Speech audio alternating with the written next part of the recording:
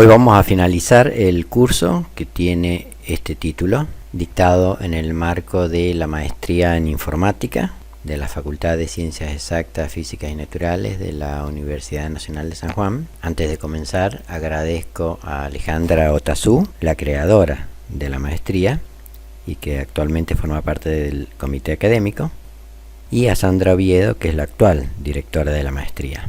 En este video vamos a relacionar una presentación en este congreso, cuyo link dejo en la descripción, con los principales temas desarrollados en este curso. Entonces ahora lo vamos a relacionar esto que acabamos de mostrar, inherente a la presentación del congreso, con cosas que vimos en el curso, en donde habíamos empezado con este video de control de la ansiedad, donde uno se sentaba con la columna recta, adoptaba un pensamiento positivo de gratitud, amor o lo que sea, y cambiaba el ritmo respiratorio, y luego uno observaba, midiendo mediante un electrocardiograma la actividad cardíaca, veía que podíamos pasar de un estado a otro, y con redes neuronales se podía inferir en qué estado está la persona, es decir, con solo mirar el electrocardiograma en forma digital, mediante redes neuronales se infiere si la persona ha estado sintiendo, por ejemplo, amor o ha estado sintiendo rabia. Bien, hablamos también de este video, que también dejo el link en la descripción, donde una chica del público se le coloca en el lóbulo de la oreja este dispositivo que mide justamente la coherencia cardíaca, y se ve cómo aumenta cuando empieza a aplicar esta técnica. Entonces se ve que al aplicar esta técnica aumenta. Justamente lo que se está midiendo acá es algo muy parecido a lo que estamos midiendo nosotros. Esta persona es un poco más avanzada. Este es un video cuyo link dejo en la descripción. Esta persona un poco más ha practicado más, por eso le da un valor más alto, y este le da un valor incluso más alto. O sea, mientras uno más practica, va mejorando esa variabilidad del ritmo cardíaco. Y esto lo podrían practicar ustedes, pero el problema es que este aparato cuesta alrededor de $400. Mientras que lo que han construido los chicos, ¿cuántos han gastado más o menos? $50. $50. Bueno, $50 que comparado con 400, entonces no llega a tener la sofisticación y la precisión de esto, pero nos alcanza para medir lo que hemos logrado medir y mostrar. Y luego lo interesante es que ustedes mismos pueden hacer estas mediciones para ver si logran cambio. Entonces, repasando una parte que vimos antes en el curso, dejo el link de esto, por eso ahora lo vamos a ver muy rápido. Comparábamos, por ejemplo, el concepto de amplitud modulada, en donde teníamos una señal portadora, y luego esta señal que es la que crea la persona hablando o cantando. Y lo que hace la amplitud modulada es tomar esta señal portadora y la envuelve o la modula, y entonces le cambia la forma a esta señal con esta roja. Entonces esta roja modula la de arriba, y lo que se obtiene, que es esta onda con frecuencia modulada por esta roja, es lo que se envía y es lo que le llega a la radio. Entonces acá hay un modulador y acá hay un transmisor. Y luego en la radio, por ejemplo, si la radio AM está transmitiendo en esta frecuencia, luego yo muevo el dial. Bueno, en la época mía lo movíamos así con la mano.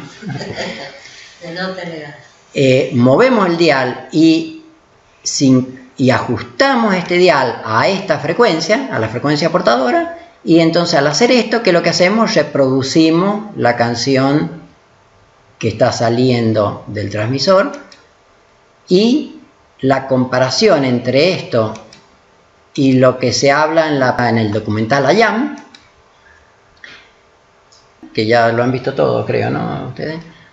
En una parte dice: las emociones modulan la señal cardíaca. Es decir, si aquí hay una señal cardíaca, por ejemplo, cuando estoy en un estado no amoroso, luego lo que hace, ni siquiera le podríamos llamar meditación, sino podríamos empezar simplemente sentándonos con la espalda recta, actitud positiva y cambiando el patrón de respiración más lento. Eso lo que hace es modular o envolver o cambiar esta forma del electro, y entonces al modularla, sería el equivalente a esta roja, lo que obtengo es otro electrocardiograma, pero con una forma diferente. Y entonces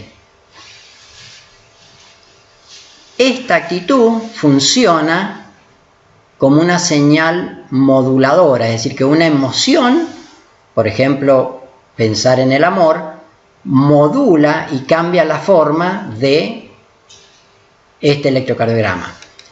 Lo que vamos a ver ahora es este concepto de amplitud modulada, pero con el ejemplo no en forma de electrocardiograma, que no se ve tan parecido a esto, sino que lo vamos a ver con ondas sinusoidales, entonces se va a ver mucho más parecido a esto.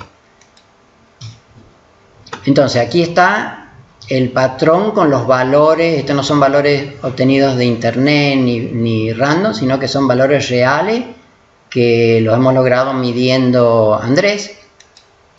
Y entonces con este patrón de respiración, como acabamos de decir, vemos que hay una coordinación entre la actividad respiratoria y la actividad cardíaca. Entonces, cuando Andrés, estando tranquilo, ¿no?, está respirando con este patrón de respiración, lo que vemos es que el ritmo respiratorio modula al ritmo cardíaco, lo hace elevarse cuando inhala y lo hace bajar cuando exhala. Entonces lo va modulando. Es exactamente el concepto que habíamos mostrado antes, pero con señales en forma de seno en vez de señales en forma de electrocardiograma. Pero repetimos, esto es solamente si la persona tiene un bajo nivel del estrés. Caso contrario no va a ocurrir esto, porque para que los vasoreceptores y los quimioreceptores produzcan este efecto, se tiene que activar el nervio vago. Bueno, esto es una cuestión complicada, por eso están los médicos participando en este proyecto. Y si es que uno está tranquilo, entonces por vía vagal se activa el parasimpático y produce este efecto, ¿correcto? Entonces aquí es como si tuviéramos una frecuencia de 0 a 1 Hz, y lo interesante es que es la principal frecuencia del campo magnético de la Tierra, es decir, es como si la Tierra estuviera marcando un ritmo y nosotros sincronizamos la respiración con esta frecuencia, y esa sincronización nos hace sincronizar el corazón con esa frecuencia. Bien, esto y esto son la radio y esto son representaciones. Sin embargo, todo el resto es absolutamente científico. O sea, aquí no hay ningún grado de esoterismo. Entonces, si ahora profundizamos más, les voy a pasar el link donde está en PDF este libro. Bueno, ahí está explicado que entran en este concepto que se llama estado coherente, no solamente la respiración y el corazón, sino también la presión sanguínea, y además está explicado en una de las clases del curso, así que también dejo el link en la descripción. Y lo importante es que cuando cambiamos el patrón de respiración de 3-3 a 5-5 y logramos, en este caso con los datos de Andrés, ver cambios en la activación del sistema simpático, uno puede lograr con algún nivel de comprensión entender el impacto de los diferentes patrones en el nivel del estrés. Y lo bueno es que ustedes mismos pueden, con la aplicación, ver si los distintos patrones de respiración le cambian el valor que les arroja la aplicación del celular. Entonces, si se les mejora, si logran un número más bajo, que significa más activación del sistema simpático, entonces van a tener más convicción de que estas técnicas son efectivas y van a sentirse incentivados a practicar otras técnicas incluso más eficientes que el patrón 5-5, que es, por ejemplo, el patrón 4-6. ¿Por qué este patrón es más eficiente que este? Porque al demorar más la exhalación, tengo más tiempo para poder activar el sistema parasimpático. Esto también está bien detallado en una de las clases, así que también dejo el link en la descripción.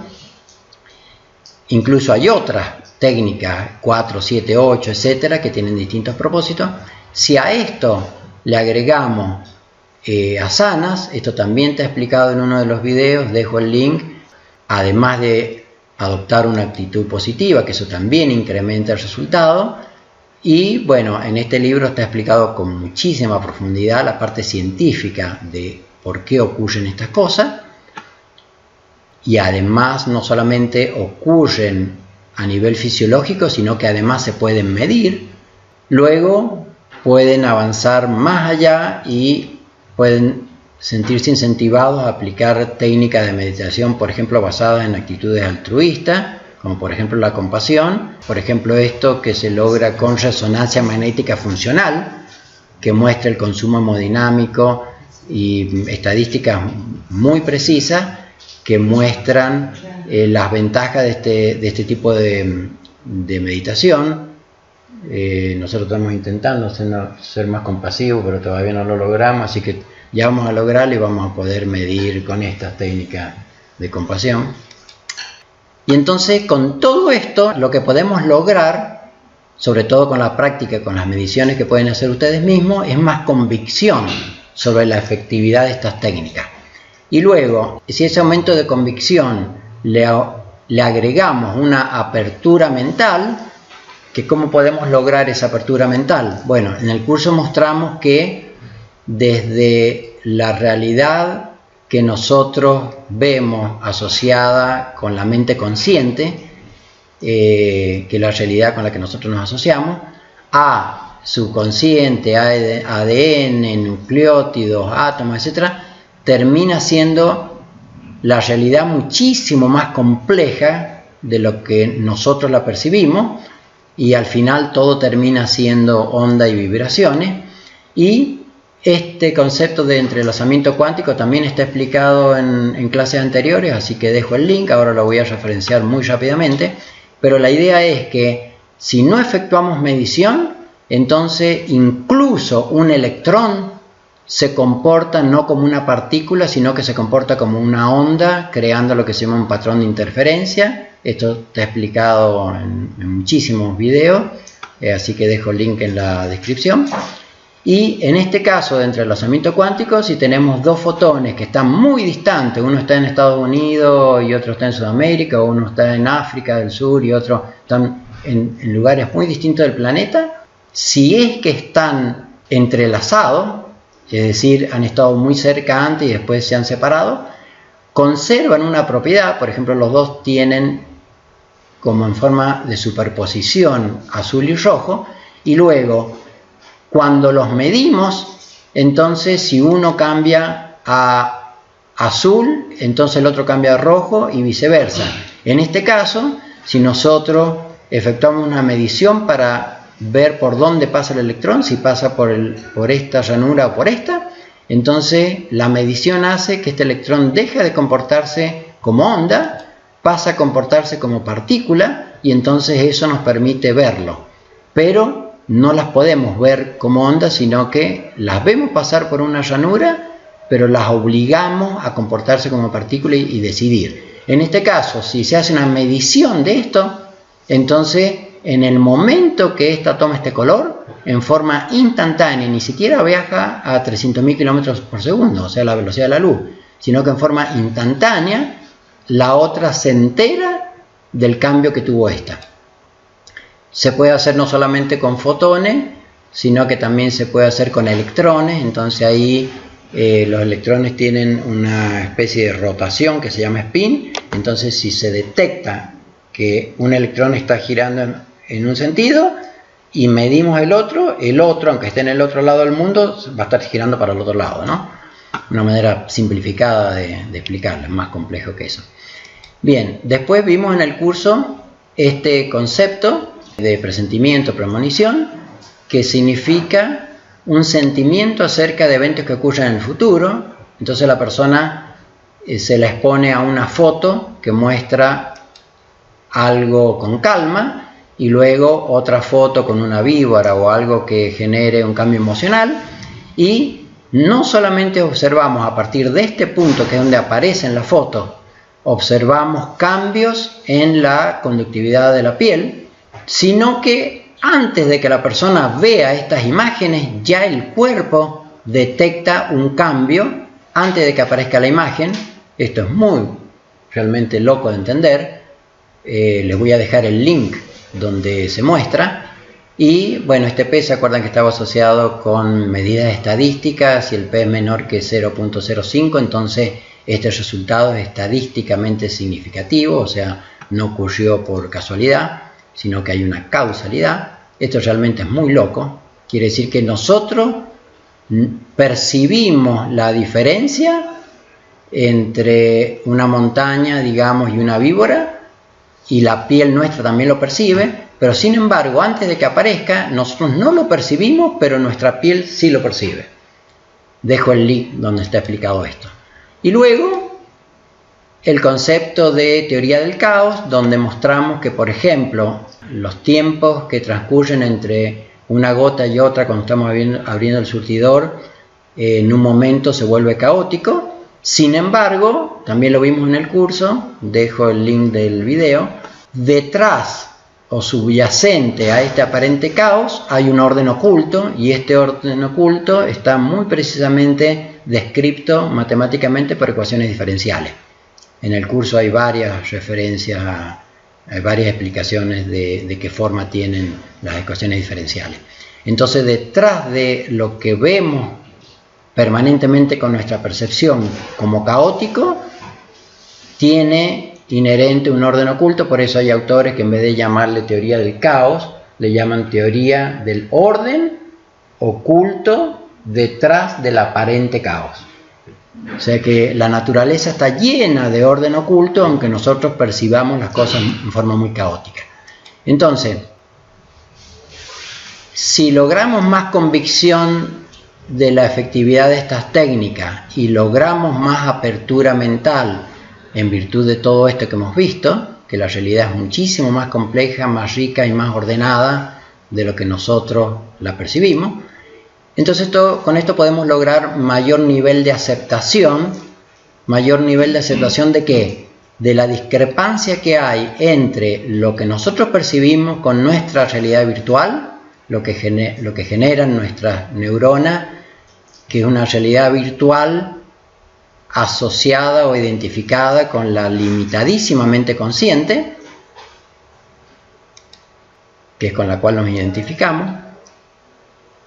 Cuando nosotros encontramos mucha discrepancia entre la película que nos habíamos armado hacia algo, hacia mi primera esposa, o mi primer esposo, o mi primer trabajo, lo que sea, entonces, cuando hay mucha discrepancia entre la película que nosotros nos armamos, esa realidad virtual que nos construimos, difiere demasiado de algo que percibimos en este momento, entonces la no aceptación es la que nos genera el estrés, que lo podemos medir, y esto nos ayuda a tener más aceptación.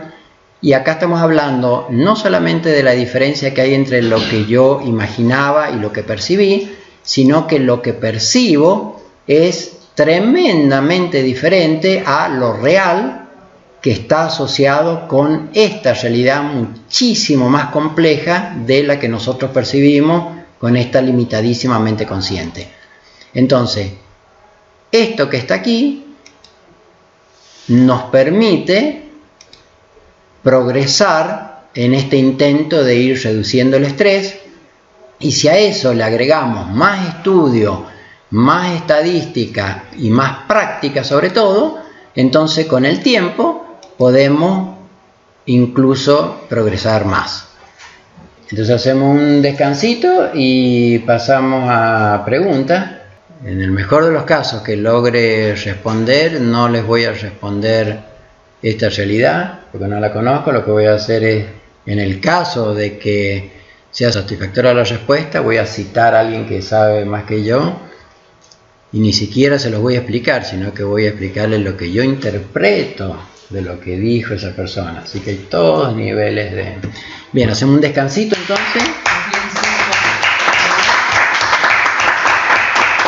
hacemos un descansito y pasamos entonces un descansito de 5 minutos y pasamos a una sesión de preguntas entonces. Listo. Grabamos esta parte.